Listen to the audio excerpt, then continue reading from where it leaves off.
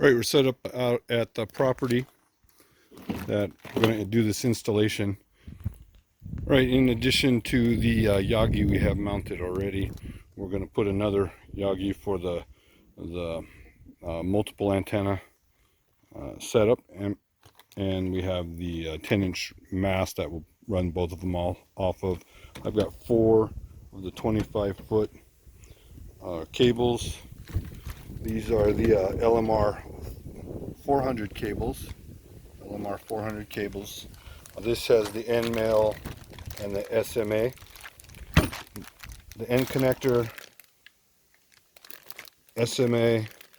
So this will plug right into the antenna port on the router itself. So again, I got 4 of these, and I've got 2 of these Tupavco Wi-Fi antennas, and there'll be links to all these. So it comes with the mounting kit, and then I've got 2 of the antennas. These have about a 40-degree radius of the signal, so I'll cover about 80 degrees, and it's pretty much what I'm going to need for this property setup here for now.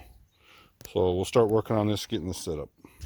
Okay, so my original setup was just a single antenna straight up and down like that.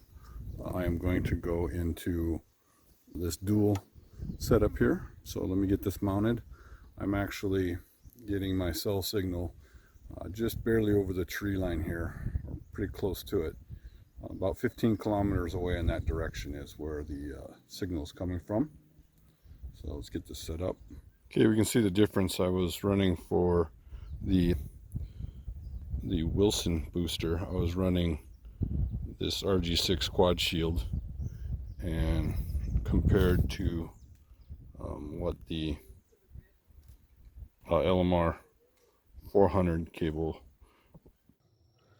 Right, this is the dual Yagi antenna setup for the LTE broadband modem. They're set at 45 degrees to be 90 degrees total out of parallel to one another.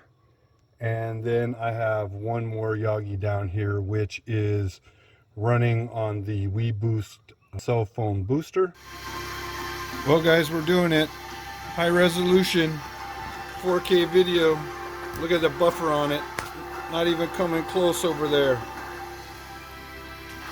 I also walked all the way out to the Connex box and had Wi-Fi. Alright, this is the configuration as I have it set up indoors here. The LMR 400 cables come from the Yagis on the roof, and they connect to the 4G antennas. So you just basically unscrew the 4G antennas for the cellular in, and then connect the LMR 400s into that SMA connector. I lost a lot of video on the actual speed tests that I ran, but I was running tests on multiple carriers, Verizon and AT&T. I ran it off of multiple devices, multiple SIMs, and multiple towers that I was pinging off of. So I did quite a few tests. On the right hand side over here, you're going to see that this is pretty common range of what I was initially getting off of the AT&T. And it, has the servers that I'm connecting and running off of. And I was getting a download of 51, averaging about 30s to 50s, depending time of day. On the left-hand side over here, if we take a look, you can see that I ran tests off of various bands even. So as an example, this was band 2. I have the tags for which towers I'm pinging off of and the servers, and the results I was getting for each separate band. Bands have different downloads and upload speeds. So when they talk about running multiple bands, you can get the benefit from the different bands and the speeds. Band 66, as an example, has about the RSSI of a negative 77 dBm, so that's my signal strength. And then the RSRQ is actually at a negative 12 over there, so it's the quality of the actual signal is pretty good.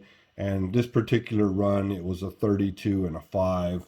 And again, I think I topped out at a 51 over here in a 13. So right now, what I'm getting for the last several months, when the community's been complaining about the really poor AT&T cell phone service, how dramatically it's decreased, when I run speed tests now, I'm lucky to get anywhere from 10 to 15 on the download, and maybe up to 3 to 5 on the load speed. So quite a bit of difference. All right, this data that we just took a look at is from March of 2022. Right now it is October of 2022.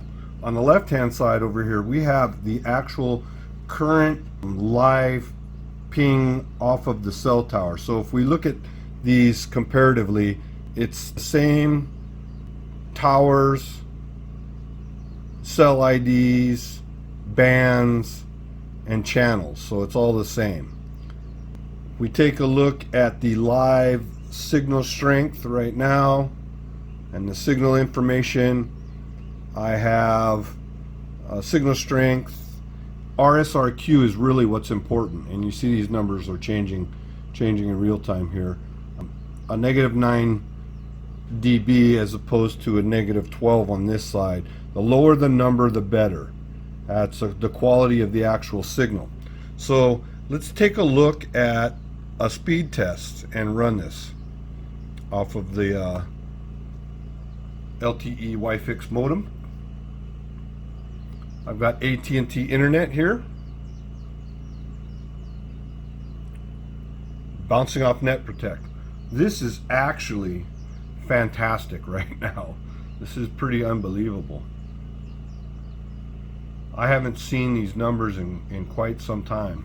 Even in the last few days I've been running speed tests, and I'm not getting in the 20s. I've been getting 10 to 15. So we'll remember that one, Net Protect. We'll run a few here. And I'm going to just change servers. Net Protect is what we're on.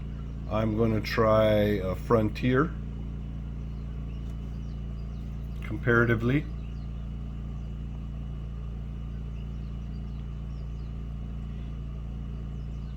Actually doing pretty good.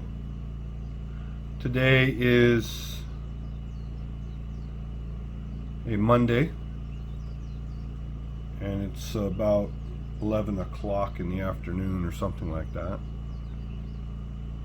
So cell towers can get more affected by how many users are on the cell at the time.